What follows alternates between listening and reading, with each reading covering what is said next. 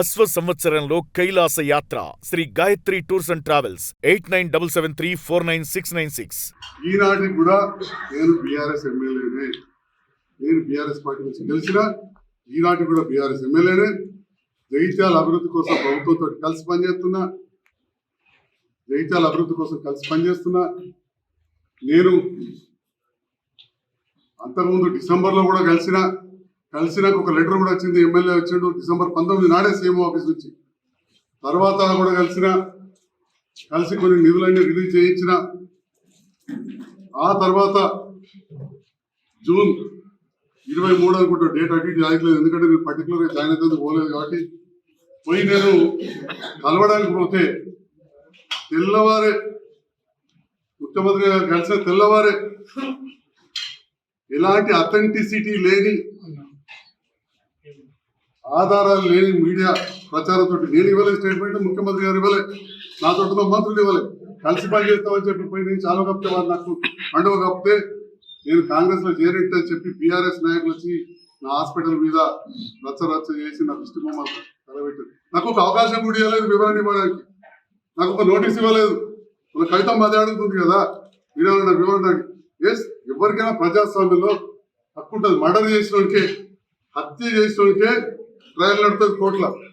అలాంటిది నేను ముఖ్యమంత్రి గారిని కలవగానే వారికి చాలా వస్తున్న కండువ కప్పగానే తెల్లవారంగానే నా ఇంటి మీద దాడి, తహసీల్ చౌరస్తాల దాడి మీరందరూ కూడా చూసి అదే రోజు నా మీద అఫిడవిట్ వేసి డిస్క్వాలిఫై చేయమని చెప్పి స్పీకర్ దగ్గర పిటిషన్ వేసింది.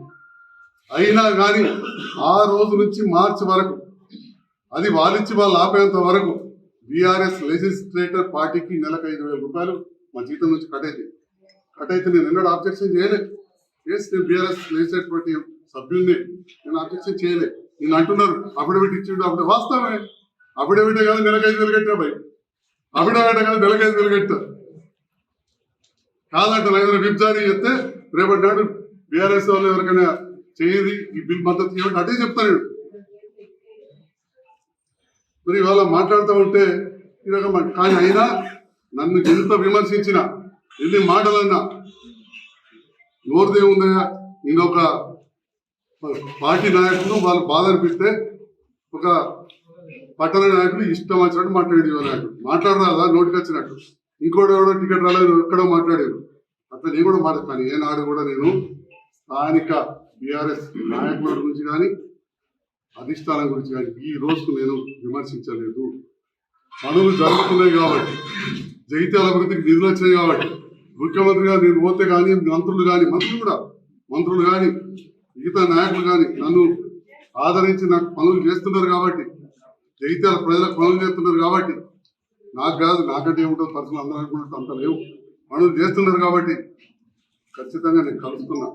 ఆయన ఈనాడు విమర్శించలేదు. ఈరోజు కూడా నేను ఖచ్చితంగా కమిట్ అయి ఉన్నా. ఇది ఎందరు ఎన్ని మాట్లాడినా నేను దీనికి భయపడేది లేదు. నేను ఎలక్షన్ కోసమో లేకపోతే సొంత లాభం కోసం కాదు, జగిత్యాల అభివృద్ధి నా ఆరాటం. ఆ ఆరాటం కోసమే నేను పాటుపడుతున్నా. ఇప్పుడు కూడా నేను మీడియా ముందు, అది రాష్ట్ర స్థాయిలో ఉన్న మా విలేకరులు కావచ్చు, అందరూ కావచ్చు, మీడియా, ప్రింట్, ఎలక్ట్రానిక్ మీడియా మిత్రులందరూ ఇక్కడ వాళ్ళని కూడా పోతా ఉన్నా. నేను ప్రభుత్వంతో కలిసి పనిచేస్తా. ప్రభుత్వంతో కలిసి పనిచేసే కాంగ్రెస్ అభ్యర్థులను గెలిపించాలని చెప్పి కూడా నేను ఈ సందర్భంగా మీ ద్వారా విన్నవించుకుంటున్నాను. Thank you.